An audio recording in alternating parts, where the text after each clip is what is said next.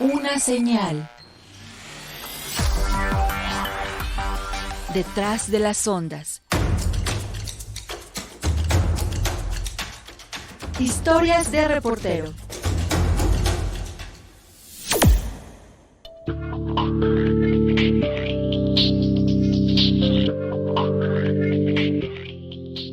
Acudir a las conferencias de prensa representan para el periodista Jesús Alejo Santiago sumergirse en el pensamiento de los creadores, conocer otra forma de mirar al mundo, de analizar el presente desde una perspectiva más crítica. Aspectos que, por supuesto, ha compartido el reportero con los radioescuchas a lo largo de su carrera, porque finalmente también ahí está la nota. En el año 2014, el filósofo y escritor español Fernando Savater ofreció una charla en la Sala Nezahualcóyotl del Centro Cultural Universitario, lugar que reunió a cientos de universitarios y donde también se encontraba Jesús. Fernando Savater lo que ha hecho a lo largo de su vida es precisamente llevarnos a la mesa muchos de los temas de los clásicos, reflexiones profundas de personajes de la Grecia antigua, de la Roma antigua, hablando acerca de muchos de los temas, preocupados precisamente porque esta figura del intelectual debía tener un impacto en la vida social, en la vida de toda la gente. Y así, por ejemplo, lo ha hecho con muchísimas temáticas, entre ellos con las tecnologías que han reflexionado sobre hasta qué punto tienen un impacto en las personas. Internet no educa a nadie. Nosotros tenemos que educar para Internet, para poder sacar todas las posibilidades de Internet, para poder orientarnos dentro de ese mundo, de ese torbellino confuso de opiniones, de falsedades, de bulos, etcétera, etcétera. Tenemos que luchar dentro de eso, porque hay el peligro de que, como se suele decir, la falsa moneda expulsa a la auténtica. Es decir, los bulos terminan por imponerse a las verdades. Los planteamientos más truculentos, más exagerados, más caprichosos, curiosamente a veces terminan teniendo más audiencia incluso que las realidades, que a veces son más sobrias y menos atractivas.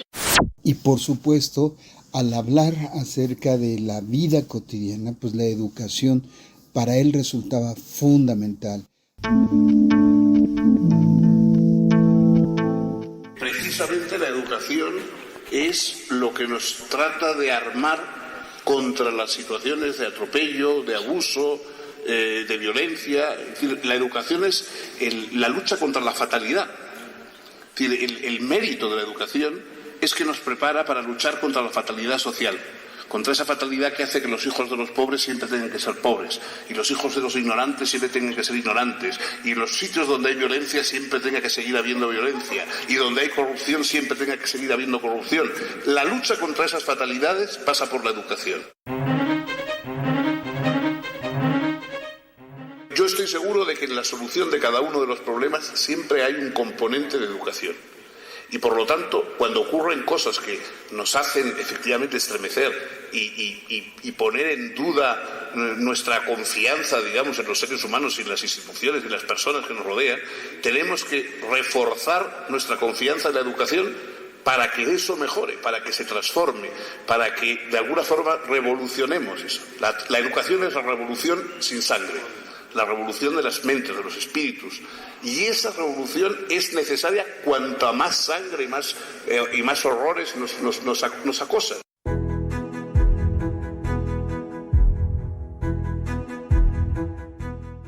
En alguna edición de la Feria Internacional del Libro del Palacio de Minería, el reportero observó con detenimiento y escuchó con atención a aquel personaje que tenía una memoria prodigiosa, envidiable para muchos de sus contemporáneos. Se trataba de Juan José Arreola. Esta figura desgarbada, que tú decías cómo es posible que ahí hubiera tanto conocimiento, y sí, sobre todo había mucha memoria lo que estaba presente en Juan José Arreola, y eso se iba reflejando tan solo en su obra. Yo quiero hacer nota horas para decir de dónde proviene cada texto, qué parte hay de vida real mía y de confesión, qué parte de fantasía y qué parte de documentación dichosa, no erudita. Sino yo me fui documentando, pero de memoria. Yo he hecho citas falsas y de personas, Borges también, pero yo las hice totalmente de buena fe sin darme cuenta. Por no ir a consultar un texto, recordaba y escribí en un epígrafe de un texto. Hay un pájaro que vuela en busca de su jaula. Ese es el mío. Y cuando lo voy viendo ya publicado el texto varias veces en Kafka, Kafka dice, hay una jaula que anda buscando un pájaro. Y yo no sé sinceramente cuál de los dos es mejor. Soy un pájaro que anda en busca de una jaula. Eso es muy mío, muy profundamente mío. Tan mío que me lo fusilé de Kafka, como Borges se fusiló a Papini, entre otras docenas de autores. Pero finalmente eso quiere decir que las lecturas están totalmente asumidas, asimiladas, convertidas en materia propia, ¿no? En vida propia.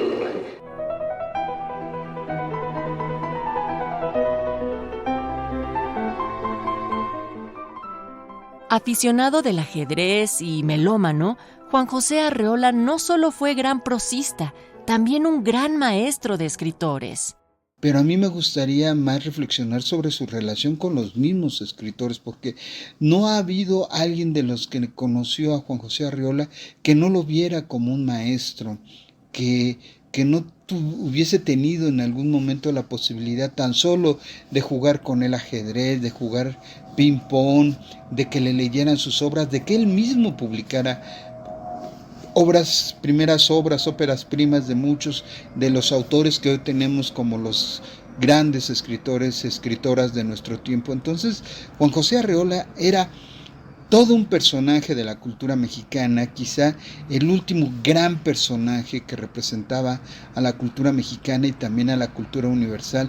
Por eso hablaba de distintos aspectos.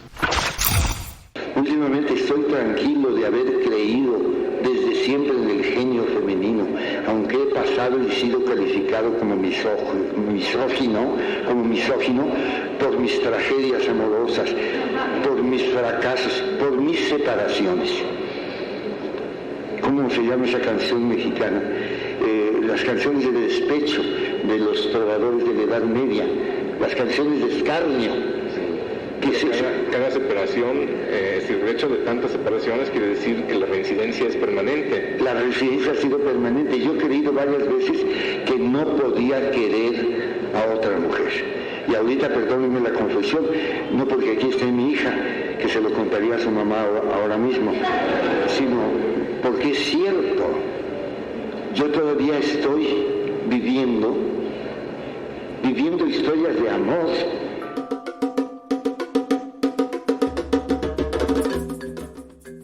Yo lo único que soy es un ser desollado, decía el autor de Confabulario, que vivía con asombro y dolor cada momento, pero también con un sentido del humor impresionante. Porque yo digo, la cultura debe de ser algo personal y viviente y circular en nosotros como la sangre, no en los recovecos del cerebro, en la cosa de la erudición, de la cultura libresca. Yo creo en la cultura, que es una cultura que forma parte de nuestra vida, que forma parte de nuestro cuerpo, de nuestra carne, de nuestros huesos, de nuestra sangre y de nuestros nervios. Por eso no me avergüenzo de haber dicho lo que dije aquí, de que no soy más que un repertorio de citas de la literatura universal. Uno de los poetas más admirados y queridos en México y América Latina es el chiapaneco Jaime Sabines, quien acudió al Fondo de Cultura Económica, ubicado en la carretera Picacho-Ajusco, para brindar una charla, a la que no podía faltar el periodista Jesús Alejo Santiago. Una de las cosas que escribí es un poema que se llama Me encanta Dios. Entonces yo me he olvidado del dolor a propósito En un principio pensé hablar del dolor físico, del cual soy enemigo cordial, porque no sirve para nada el dolor físico, comparándolo con el dolor moral, ¿verdad? Porque si a usted se le muere un amigo, o su mujer, un hermano, y si usted resiste eso, el dolor moral ese lo hace crecer a usted como hombre. En cambio, el dolor físico no. El dolor físico lo aplasta a uno y no hay más respuesta que el grito, el lamento, el aullido en algunos casos. Y entonces yo soy enemigo del dolor físico. Lo he soportado infinidad de veces, me han operado 34 veces, pero nunca he querido hablar de él. Yo escribí a la muerte de mi padre el poema del Mayor Sabines, el poema Doña Luz, en fin, siento que todos los hombres somos una soledad y que tendemos un puente entre una soledad y otra a través de las palabras. El dolor físico nos recuerda que somos animales más que temporales, animales frágiles desde luego. Y el dolor físico te deja una sensación de absurdo, de crueldad innecesaria, ¿verdad? Porque yo no veo ninguna necesidad del dolor físico.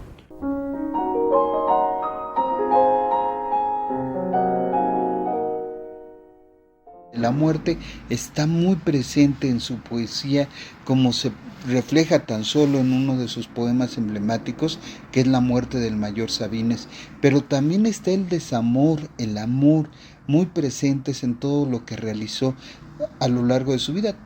Tan solo hay que recordar que uno de los poemas emblemáticos para muchos de los que alguna vez se enamoraron fue precisamente Los Amorosos. Pero otro aspecto que también me parece muy importante es que el dolor estaba también muy presente. En los últimos años de su vida tuvo varios problemas de salud, sobre todo caídas que le afectaron profundamente el poder caminar. Ya, si bien su condición mental estaba muy bien, sí, en la condición física le costaba ya mucho caminar, le costaba mucho salir y sobre todo había mucho dolor. Había sido sometido a varias operaciones en los últimos años de su vida. Por eso es que al final solía decir que era un enemigo del dolor, que el dolor paralizaba, que a diferencia del dolor del alma que nos hacía mejores personas, el dolor físico siempre terminaba por paralizarnos, por dejarnos sin sentido, sin manera de pensar en otra cosa más que en el dolor. Pero al final, con estos elementos de los que estamos hablando, nos estamos dando cuenta de que es el ser humano, el dolor, la condición humana, el amor, el desamor, la vida, la muerte, las que estaban muy presentes en la obra de Jaime Sabines. 3 décadas en el periodismo cultural y Jesús Alejo Santiago considera que aún no se valora al que alguna ocasión consideró Gabriel García Márquez el mejor oficio del mundo. Yo pensaría que uno de los principales es ser valorado por los mismos lectores y en muchas ocasiones hasta por los mismos creadores. El periodismo cultural, en particular el trabajo que desarrollamos como reporteros, es fundamental como este puente, como este enlace para poder acercarnos a lo que desarrollan los creadores en nuestro tiempo. Sin la existencia de estos personajes, sí íbamos a tener periodismo cultural, sí íbamos a tener análisis, íbamos a tener reseñas, pero quizá no la parte más cotidiana de lo que hacemos, que es el acercamiento, la aproximación a elementos que no son tan conocidos y que quizá apenas contribuyen a conocerse, a difundirse con los nuevos lectores o con los lectores que no son tan avesados. Me parece que ese es uno de los aspectos sobre los cuales deberíamos pensar todo el tiempo, incluso el periodista cultural como tal, el reportero cultural, pensar en eso, porque por el otro lado, por supuesto, hay muchos retos, hay desafíos como el tiempo, los espacios que hay en los medios impresos, el poco espacio que ya se le está dando en la televisión, la necesidad de que el trabajo que desarrollamos, por ejemplo, en Radio Educación, en su casa y otros viajes, pueda también replicarse en otras estaciones de radio. Somos prácticamente solo los medios públicos los que trabajamos este tipo de elementos. Entonces me parece que por ahí va los retos que debemos enfrentar y desarrollar como periodistas y como reporteros culturales.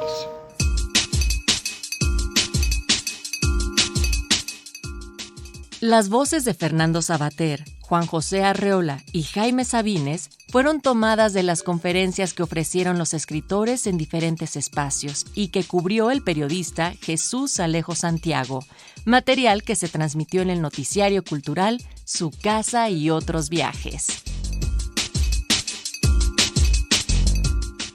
Participamos en este programa Luis Luna, Claudia Guzmán, Natalia Luna y Carla Núñez.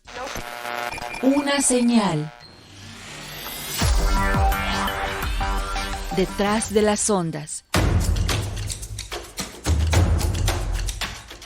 Historias de reportero.